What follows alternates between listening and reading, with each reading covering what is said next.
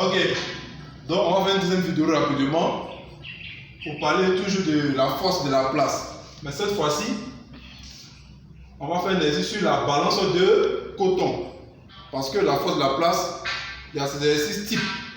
Il y a exercice aussi la raille, les rails de la place. Il y a aussi sur la balance de coton. Il y a la roue de Barlow, il y a plusieurs types d'exercices. Mais l'exercice qu'on voit le plus souvent, c'est la balance de coton qu'on le voit le plus avec les rails de la place. Donc, tout à l'heure dans le cours, j'ai présenté un peu les rails de la place. Et maintenant, je vais bien présenter ici la balance de coton parce qu'il y a beaucoup de choses à voir ici. Ok. Système. On va voir système. On va faire l'exercice. Système. C'est la balance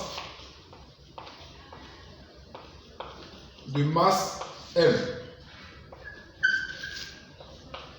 Ou bien il peut dire la balance de coton. Il peut dire ça tout simplement. Voilà. Référentiel.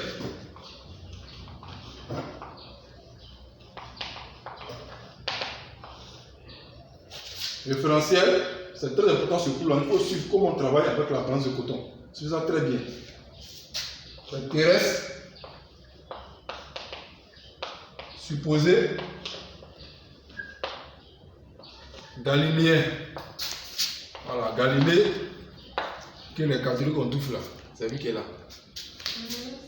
Ça va sortir là. On continue toujours. Bilan des forces.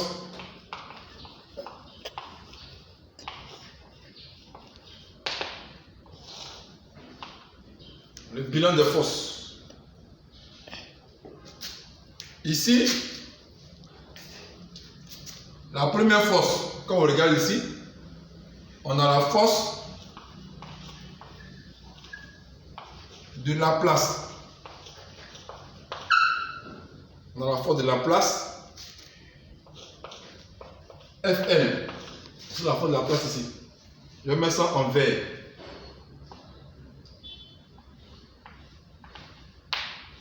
La force de la place. Ici. Qui est représentée au milieu de la tige CD. Tout le monde voit ça. On voit que ici le B est sortant et le courant électrique va comme ça, orienté vers la droite. Le courant électrique ici. Donc avec la règle de la main droite, le courant électrique va comme ça, le B est sortant, voilà, comme ça. Voilà. Donc la force de la place descend. Elle descend naturellement. Dans la force de la place, on a aussi l'autre force. Le poids P de la masse M. Voilà. Donc dans le poids P de la masse M, la masse M, il y a son poids qui est là. Je mets ça aussi en vert. Qui descend. Voilà, le poids P qui est là.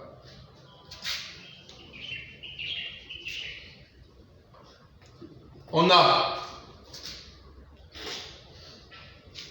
le poids P1, la P1 de la balance, et le poids P1 de la balance est représenté ici, au point O, et il descend comme ça. Tout le monde sait que le poids est toujours orienté vers le bas. Le poids n'est jamais orienté vers le haut. Sinon tu as raté ta classe de troisième. Il faut retourner en troisième là-bas. Donc le poids P1 de la balance, donc on va dire ici. Donc le point d'application du poids P1, c'est le point O, qui est orienté vers le bas. À partir du point O, on vient vers le bas, c'est tout.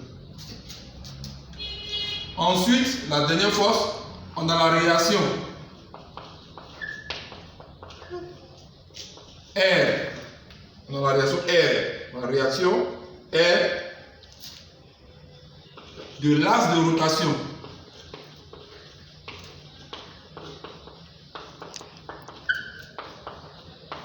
Voilà, l'axe de rotation, voilà l'axe de rotation qui est là, qui est le point O. Et la réaction R aussi sera orientée vers le haut. Voilà.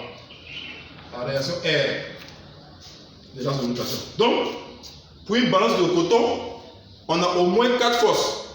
On a la force de la place, qui est représentée ici, toujours ici. On a le poids P de la masse M, ici. On a le poids P1 de la balance, qui est représentée au point O. Et on a la réaction R de l'axe de rotation delta, ici, toujours au point O. Et qui est orienté vers le haut. C'est très important. Voilà. Donc ici, on ne va pas parler du théorème du centre d'inertie, mais du théorème de l'inertie cinétique. Non. On va parler plutôt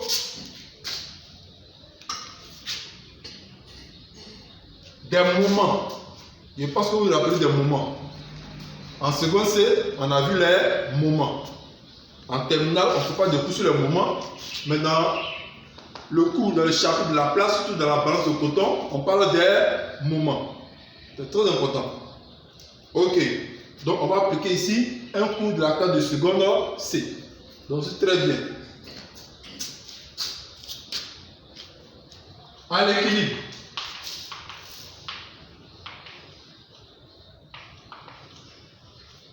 Je parle bien sûr de l'équilibre de la balance. À l'équilibre, on a,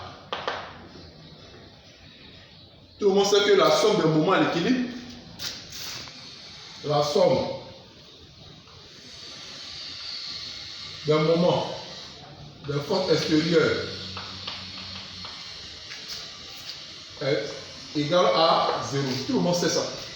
Ah, ça c'est seconde C. Et cela va me donner quoi ici? Moment par rapport à delta de la force de la place plus moment par rapport à delta du poids plus moment par rapport à delta de P1 plus moment par rapport à delta de R égale à 0. C'est clair. Donc la somme des moments des forces extérieures appliquées à un système est égale à 0. Ça c'est seconde C. Ça n'a rien à voir avec la terminale C ou la terminale D. Rien. Ok. Donc pour appliquer les moments, il faut un sens. Il faut forcément un sens. Ça c'est clair. En seconde, on vous a dit ça. Donc je vais choisir un sens ici. Le sens positif. Et je vais comme ça. Voilà. Et je prends le sens positif comme ça. Dans le sens contraire des aiguilles d'une montre. Je vais comme ça. Très important. Donc comment ça se passe? Comment ça se passe? On va chercher le moment de la force de la place qui est là. Alors tout le monde sait que le moment, je rappelle rapidement la forme des moments. Moment d'une force. C'est la force fois le déplacement. On va pas le déplacement, mais le bras de levier. D. Plus ou bien moins. Soit on a plus ou bien la moins. Et la force fois le bras de levier qui est là. C'est clair. Le bras de levier, je ne vais pas expliquer ça. Voilà, ça c'est seconde C. C'est la distance entre la force et l'axe de rotation. C'est clair. Donc qu'est-ce qu'on fait ici? Ici, le moment de la force de la place, voilà la force de la place qui est là. Et voici l'axe de rotation. Donc, à partir de la force de la place, je trace une droite qui est perpendiculaire à l'axe de la place et qui passe par l'axe de rotation. C'est comme ça qu'il faut trouver le plan de levier. Donc ici, et on voit que la force de la place descend. Or, quand on regarde mon sens qui est choisi, le sens positif choisi, il fait comme ça. On voit très bien que la force de la place va dans le même sens que le sens positif choisi. Comme ça, ça descend. Donc dans ce cas, ici, on aura plus FL fois le bras de levier qui est D. La distance D qui est là. De là à là, D. Ensuite, je prends pour le poids qui est là, c'est-à-dire lui. Le sens positif qui est choisi va comme ça. Je vois que naturellement, quand il fait ça, le poids P est orienté dans le sens contraire du sens positif choisi. Donc ici, c'est la négative. Même moins P fois son bras de levier, la distance de là à là, l'axe de rotation, qui est D aussi. Je mets aussi D. Pour P1, il passe par l'axe de rotation. En seconde C, on vous a dit quoi? Lorsque une force passe par l'axe de rotation, alors son moment est nul. Voilà. Donc, par exemple, il y a delta ici. Alors ici, j'aurai plus 0, plus aussi 0 pour R aussi. Ce qui donne 0. Parce que tout simplement, R aussi passe par l'axe de rotation. Donc, son moment de R aussi est 0. Ainsi, donc, on aura quoi? FL fois D moins P fois D égale à 0. Voilà. Donc, une fois arrivé ici, puisque D c'est la même chose, on va vous dire maintenant de tirer. Voilà. On peut vous dire de tirer soit FL, ou bien de tirer P, ou bien de tirer M. Ça dépend de vous. Ou bien on peut de tirer aussi I, ou bien L. Parce qu'on sait que dans FL là, tout le monde sait que FL égale à quoi? À I, L, B. Voilà, tout le monde sait ça. Et puis P aussi est égal à quoi? M fois G. Donc, arrivé ici, on peut vous détirer I, selon la question de l'exercice. Mais détirer L, détirer B. Donc, si on détire I, par exemple, je n'embarque FL par I, L, B.